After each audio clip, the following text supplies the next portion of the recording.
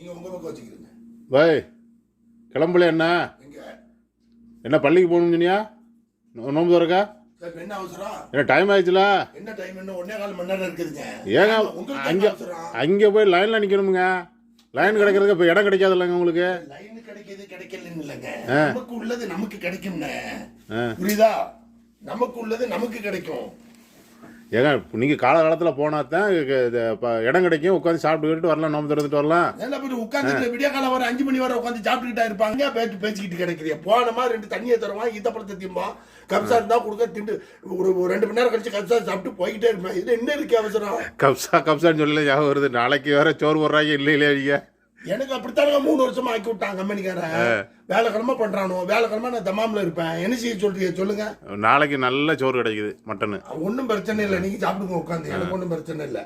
இவனை கிளம்புங்க, டைம் ஆயிடுச்சு. நாளைக்கு மட்டன் சாப்பிடுவோம். அது இன்னைக்கு வசீல கொடுக்கான்னு பார்த்தா அதுவும் போச்சு. இன்னைக்கு போங்க நாளைக்கு.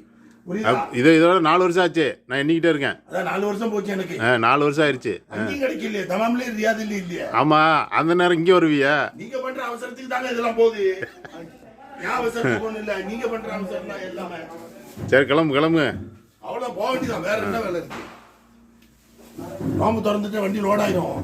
லோடாகணுன்னா அவன் நிற்கிறான் பாட்டு, அவன் குட்டி பாட்டு பேசாமல் போய்கிட்டே இருக்க வேண்டியதான், வேற வழி இல்லை. சரி கிளம்புங்க.